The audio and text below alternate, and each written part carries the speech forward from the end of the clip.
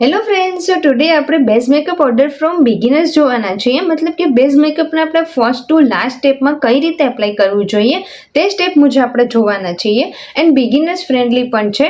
And base makeup એટલે આપણે જે મેકઅપ ક્રિએટ કરતા હોય છે, આઈ શેડો, બ્લશ, હાઇલાઇટર વગેરે લિપસ્ટિક એપ્લાય કરવા પહેલાં આપણે સ્કિનને આપણે પ્રિપરેશન આપવું પડે છે, મેકઅપ માટે તૈયાર કરવી પડે છે. તો તેના માટે આપણે બેઝ મેકઅપ કહેવાય છે. અને બેઝ મેકઅપને આપણે કઈ રીતે એપ્લાય કરવું, ક્રિએટ કરવું તે જોશું.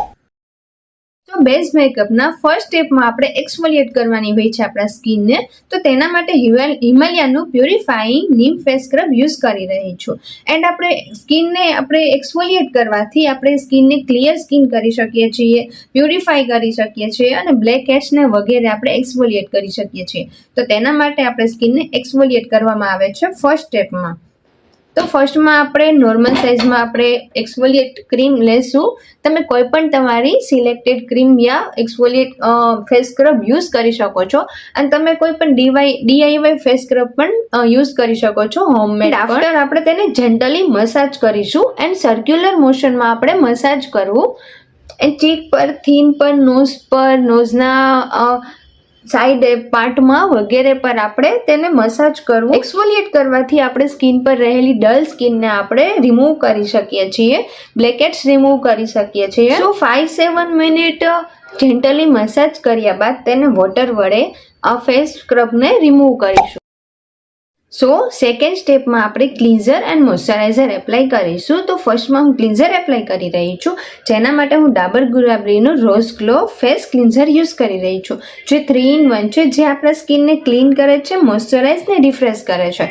તો આપણે ક્લિન્ઝર યુઝ કરવાથી આપણી ડેડ સ્કિન છે, આ જે પોલ્યુશન છે વગેરે આપણે સ્કિન પરથી રિમૂવ કરી શકીએ છીએ. તો તેના માટે ક્લિન્ઝર એપ્લાય કરવામાં આવે છે. તમે જેન્ટલી વોટર વડે પણ યુઝ કરી શકો છો, વોટર વડે તમારા ફેસને ક્લીન કરી શકો છો, અથવા તો મિલ્ક વડે પણ તમે તમારા ફેસને ક્લીન કરી શકો છો. તો ડીપલી ક્લીન કરવા માટે આપણે ક્લિન્ઝર એપ્લાય કરીશું. પહેલી સ્ટેપમાં હું મોઇશ્ચરાઇઝર એપ્લાય કરીશ. તો આપણા ફેસને નમી આપવા માટે, હાઇડ્રેટ રાખવા માટે મોઇશ્ચરાઇઝર એપ્લાય કરવામાં આવે છે. સમર, વિન્ટર એન્ડ મોન્સૂનમાં વગેરેમાં આપણે મોઇશ્ચરાઇઝર એપ્લાય કરવું જરૂરી છે.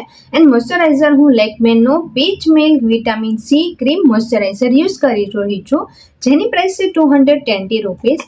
તો ફર્સ્ટમાં આપણે નોર્મલ અમાઉન્ટમાં આપણા ફેસ પર મોઇશ્ચરાઇઝર એપ્લાય કરીશું. એન્ડ મેકઅપને આપણે સેટ કરવા માટે અને સારો મેકઅપના રિઝલ્ટ માટે મોઇશ્ચરાઇઝર તો એપ્લાય કરવું જ જોઈએ. આપણે નેક પર પણ આપણે મોઇશ્ચરાઇઝર એપ્લાય કરીશું, હેન્ડ પર વગેરે પર મોઇશ્ચરાઇઝર એપ્લાય કરીશું. સો થર્ડ સ્ટેપમાં આપણે પ્રાઇમર યુઝ કરીશું. તો પ્રાઇમર હંમેશા હાઇડ્રેટિંગ પ્રાઇમર સિલેક્ટ કરવું તમારે. ફેસ પર સ્કિનના ઇવન ટેક્સચર માટે પ્રાઇમર યુઝ કરવામાં આવે છે. પ્રાઇમર માટે હું ઇનસાઇડનું મેકઅપ એસેન્શિયલ 3-in-1 વાળું પ્રાઇમર યુઝ કરી રહી છું, જે આપણા સ્કિનને પ્રાઇમ કરે છે, પ્રોટેક્ટ કરે છે અને મોઇશ્ચરાઇઝ કરે છે. એન્ડ લાઇટ વેટ વાળું ઓઇલ ફ્રી હંમેશા પ્રાઇમર યુઝ કરવું. એન્ડ આ પ્રાઇમર સિલિકોન બેઝમાં છે. મેકઅપને સારો બેઝ આપવા માટે પ્રાઇમર હંમેશા યુઝ કરવું, તો જેથી આપણે આપણા સ્કિનને ઇવન લેયરમાં મેળવી શકીએ અને પ્રાઇમરનો ફાઉન્ડેશનનો જે બેઝ હોય છે, ફાઉન્ડેશન, કન્સીલર વગેરે આપણે સારી રીતે ફેસ પર એપ્લાય કરી શકીએ છીએ અને આપણે એક સારું રિઝલ્ટ મળે છે. આફ્ટરના ફોર્થ સ્ટેપમાં આપણે ફાઉન્ડેશન એપ્લાય કરીશું. અને હંમેશા ફાઉન્ડેશનનું ઇવન લેયર આપણે એપ્લાય કરવું અને થીન લેયરમાં જ આપણે એપ્લાય કરવું જોઈએ. એન્ડ સ્કિનના ઇવન સ્કિન ટોન માટે આપણે ફાઉન્ડેશન એપ્લાય કરવામાં આવે છે હંમેશા મેકઅપને એપ્લાય કર્યા પહેલા. સો ફાઉન્ડેશન માટે હું કલર ફીવરનું fresh and fit foundation makeup use કરી રહી છું, જે 12 hour લાસ્ટિંગ છે, SPF 30 અને લોંગ લાસ્ટિંગ ફિનિશ વાળું છે, જે 30 ml માં અવેલેબલ છે. સો ફાઉન્ડેશનને થીન લેયરમાં એપ્લાય કરવા માટે હું એક હેક ટ્રાય કરી રહી છું, જેમાં એક સ્પેચ્યુલા પર હું ફાઉન્ડેશન એપ્લાય કરીશ.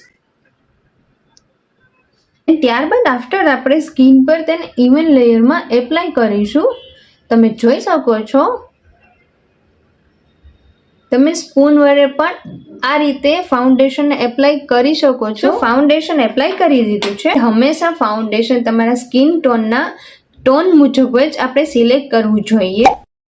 બેઝ મેકઅપના 5th સ્ટેપમાં આપણે સ્પોન્જ યુઝ કરીશું, બ્યુટી બ્લેન્ડરનો યુઝ કરીશું. મેકઅપના લિક્વિડ પ્રોડક્ટને બ્લેન્ડિંગ કરવા માટે વેટ બ્યુટી બ્લેન્ડરનો યુઝ કરવો, ડ્રાય પ્રોડક્ટને યુઝ કરવા માટે ડ્રાય બ્યુટી બ્લેન્ડરનો યુઝ કરવો, મતલબ કે કોમ્પેક્ટ આઈશેડો વગેરેને યુઝ કરવા માટે ડ્રાય બ્યુટી બ્લેન્ડર યુઝ કરવો. ફાઉન્ડેશનને આપણે બ્લેન્ડિંગ કરવા માટે વેટ બ્યુટી બ્લેન્ડરને નોર્મલી આપણે ડેપ કરીને તેને ફૂલ ફેસ પર એપ્લાય કરીશું. સારી રીતે આપણે બ્લેન્ડિંગ કરીશું ફાઉન્ડેશનને, અને તમે જોઈ શકો છો કે આપણે એક સારી રીતે સારા લેયરમાં આપણે ફાઉન્ડેશનને બ્લેન્ડિંગ કર્યું છે.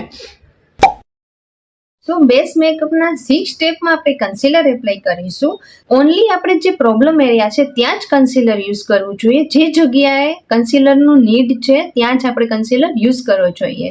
તો ફર્સ્ટમાં આપણે કન્સીલર યુઝ કરવા માટે હું સ્વિસ બ્યુટીનું perfect match pen stick use કરી રહી છું, જેમાં મારો સેટ છે N06 ઓરેન્જ અને જેની પ્રાઇસ છે 229 રૂપીસ. કન્સીલર યુઝ કરવા માટે આપણે જે ડાર્ક સર્કલ છે, બ્લેકહેડ છે અથવા પિમ્પલ છે, એકને માર્ક છે, બ્લેક સ્પોટ છે વગેરે જે પ્રોબ્લેમ એરિયા છે તેને હાઇડ કરવા માટે કન્સીલર યુઝ કરવામાં આવે છે.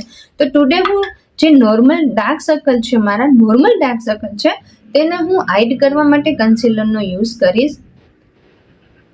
તમારે હેવી ડાર્ક સર્કલ હોય તો તમારે હેવીમાં કન્સીલર યુઝ કરવું. જો ડાર્ક સર્કલ પર મને એપ્લાય કરી લીધું છે. આફ્ટર આપણે આ લિક્વિડ પ્રોડક્ટ છે તો તેને હું બ્લેન્ડ કરવા માટે ફરીથી વેટ બ્યુટી બ્લેન્ડરનો યુઝ કરીશ અને તેને હું સારી રીતે બ્લેન્ડિંગ કરીશ મારા ફેસ પર. તો બેઝ મેકઅપના 7 સ્ટેપમાં આપણે કોમ્પેક્ટ એપ્લાય કરીશું. તો આપણા જે લિક્વિડ પ્રોડક્ટનું જે લેયર છે એ કમ્પ્લીટ થઈ ગયું છે. આફ્ટર તેને સેટ કરવા માટે આપણે કોમ્પેક્ટ એપ્લાય કરીશું. એન્ડ કોમ્પેક્ટ હંમેશા વધુ પડતું યુઝ નથી કરવાનું. નોર્મલી જ કોમ્પેક્ટનું એક લેયર આપણે ક્રિએટ કરવાનું છે આપણા ફેસ ઉપર. તો આપણે જે બેઝ મેકઅપ કર્યું છે, ફાઉન્ડેશન, પ્રાઇમર, મોઇશ્ચરાઇઝર, કન્સીલર વગેરે બેઝ મેકઅપ કર્યું છે આપણે ફેસ પર, તો તેને સેટ કરવા માટે આપણે કોમ્પેક્ટનો યુઝ કરીશું. એન્ડ તમે જોઈ શકો કે હું નોર્મલી કોમ્પેક્ટને મતલબ પ્રોડક્ટને લઈને હું નોર્મલી જ મારા ફેસ પર એપ્લાય કરીશ. આપણે વધુ પડતું કોમ્પેક્ટ એપ્લાય નથી કરવાનું. જસ્ટ આપણે ખાલી બેઝ મેકઅપ છે, લિક્વિડ બેઝ મેકઅપ છે તેને સેટ કરવા માટે આપણે કોમ્પેક્ટ નોર્મલી એપ્લાય કરીશું. સો બેઝ મેકઅપના લાસ્ટ એન્ડ 8 સ્ટેપમાં આપણે સેટિંગ સ્પ્રે એપ્લાય કરીશું. તો આપણો જે બેઝ મેકઅપ છે આપણે જે કમ્પ્લીટ કર્યું છે તેને લોક કરીશું, જેના માટે સેટિંગ સ્પ્રે યુઝ કરવામાં આવે છે. અને હંમેશા આપણે હાઇડ્રેટિંગ વાળો સેટિંગ સ્પ્રે તમારે સિલેક્ટ કરવો. એન્ડ ટુડે હું મેકનું ડિઝર્ટ મેકઅપ ફિક્સર યુઝ કરી રહી છું, મતલબ કે આપણા મેકઅપને ફિક્સ કરવા માટે ફિક્સર એન્ડ સેટિંગ સ્પ્રે આપણે આપણા ફેસ પર એપ્લાય કરીશું. એન્ડ હંમેશા આપણે થોડું દૂરથી જ સેટિંગ સ્પ્રેને એપ્લાય કરવું આપણા ફેસ પર. એન્ડ નોર્મલી જ આપણે સેટિંગ્સ પર એપ્લાય કરવાનું છે. એન્ડ જ્યારે એ સ્કિન પર ઓબ્ઝર્વ થઈ જાય ત્યારબાદ આફ્ટર આપણે આપણા મેકઅપને આપણે ક્રિએટ કરી શકીએ છીએ. સો ફ્રેન્ડ્સ, મારો ફેસ કમ્પ્લીટ છે મેકઅપ માટે. તો તમે આ સ્ટેપ વડે આપણે મેકઅપનો બેઝ તમે કમ્પ્લીટ કરી શકો છો. અને આ રીતના આ સ્ટેપ વડે તમે તમારો બેઝ મેકઅપ કમ્પ્લીટ કરી શકો છો અને ક્રિએટ કરી શકો છો. એન્ડ આપણે જે બેઝ મેકઅપ કમ્પ્લીટ કર્યો છે ત્યારબાદ હવે આપણે કોઈ પણ આઈશેડો, મેકઅપ પ્લસ વગેરે એપ્લાય કરી શકીએ છીએ. કોઈ પણ મેકઅપ આપણે ક્રિએટ કરી શકીએ છીએ. તો આ જે રેગ્યુલર જે સ્ટેપ છે, જે જરૂરિયાતના સ્ટેપ છે, એ તો હરેક મેકઅપમાં યુઝ કરવામાં આવે છે. તો આ જે બેઝ મેકઅપ છે એ કોઈ પણ બિગિનર્સ ફ્રેન્ડલી પણ છે. અને તમે ક્યારેય પણ તમારા કોઈ પણ ઇવેન્ટમાં, પાર્ટીમાં, ફંક્શનમાં યા કોઈ પણ વેડિંગ મેકઅપમાં પણ તમે આ સ્ટેપનો યુઝ કરીને કોઈ પણ પ્રકારનો મેકઅપ યુઝ કરી શકો છો, જે નોર્મલી તમને એક સારું રિઝલ્ટ મળશે. તો મારો બેઝ મેકઅપ કમ્પ્લીટ છે.